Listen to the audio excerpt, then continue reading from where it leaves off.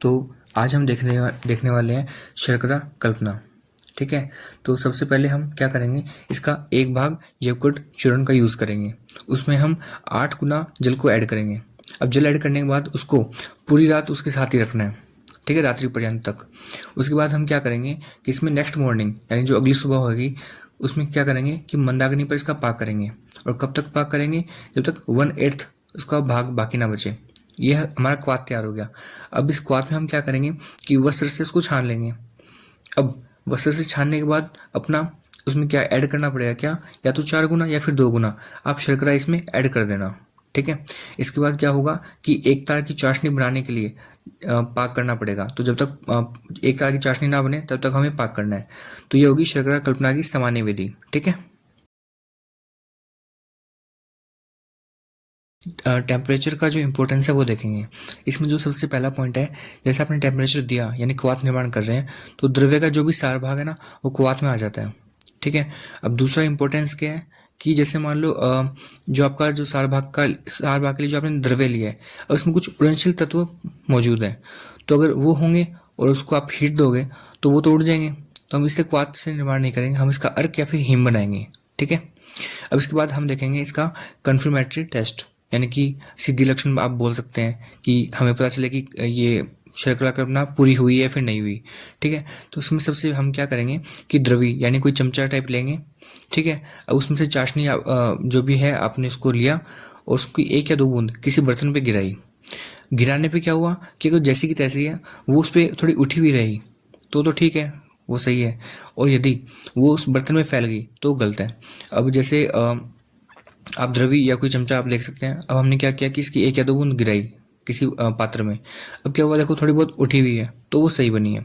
अब same procedure हम करके देखेंगे, वो गलत हुआ तो वो क्या फैल जाएगा। ठीक है, तो मतलब गलत है ये। अब हम इसकी देखेंगे पैकिंग और प्रिजर्वेशन कैसे करते हैं। ठीक है, तो सबसे पहले देखेंगे हम इसमें जो पहला पॉइंट आता है वो आता है कि जो भी हम कंटेनर या फिर बोतल ले रहे हैं वो वेल ड्राइड होनी चाहिए। ठीक है, और एकदम साफ़ सुथरी बोतल होनी चाहिए। उसके बाद ये जो है वो एयर टाइट कंटेनर होना चाहिए। ठीक है, और इसके बाद हम नेक्स्ट पॉइंट इसमें देखें तो ये बोलता है कि ये पैकिंग होने के बाद इसको कूल और डार्क प्लेस में हमको रखना पड़ेगा या वहाँ पे इसको स्टोर करना पड़ेगा। ठीक है, अब हम इसमें देखते हैं इसके प्रिकॉशंस कुछ हैं। सबसे पहला कि देखो अगर जितना ज़्यादा डायलेट हुआ है ना, डायलेटेड जितना ज़्यादा है उतनी जल्दी ख़राब होगा। ठीक है, तो इसके लिए हम क्या करेंगे, कुछ प्रिजर्वेटिव ऐड करेंगे। ठीक है, अब जैसे पहला प्रिजर्वेटिव इसमें है सोडियम बेंजोएट, है ना, ये हम ऐड कर सकते हैं। दूसरा है साइट्रिक एसिड, ये भी हम प्रिजर्वेटिव के रूप में ऐड कर सकते हैं। अब इसमें जो पहला एग्जाम्पल है वो है तुलसी शर्करा का।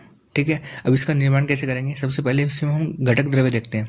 घटक द्रव्य में सबसे पहले है कि इसका जो तुलसी अर्क है वो ऐड करेंगे। उसके बाद शर्करा ऐड करनी पड़ेगी। अब सामान्य विधि के अकॉर्डिंग क्या होगा कि 1 लीटर हम तुलसी अर्क ले रहे हैं तो शर्करा 2 किलो होगा।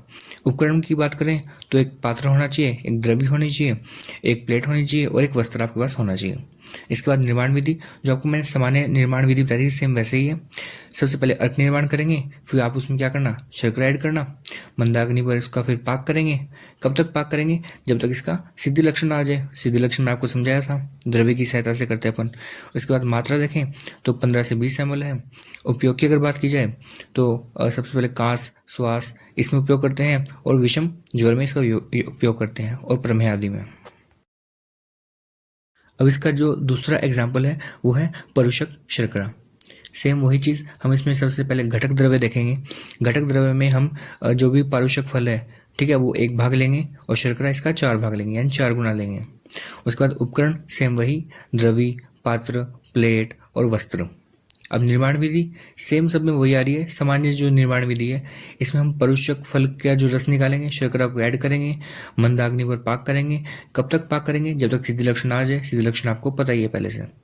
मात्रा देखें तो 15 से 20 ml इसकी मात्रा।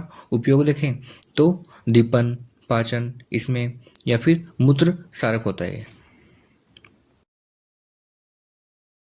अब इसका जो लास्ट एग्जाम्पल है वो है बनपसा शर्करा।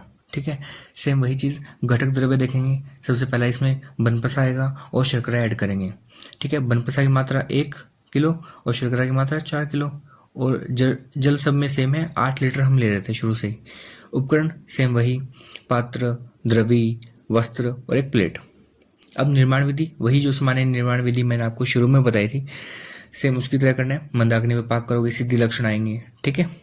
मात्रा 12 से 24 ml इसकी मात्रा होगी। उपयोग कहाँ कहाँ करेंगे? एक पित्त ज्वर में कर सकते हैं, कास श्वास इसमें कर सकते हैं, या फिर अनिद्रा और मूत्र प्रदाह मतलब मूत्र में जलन होती है वहाँ पे कर सकते हैं।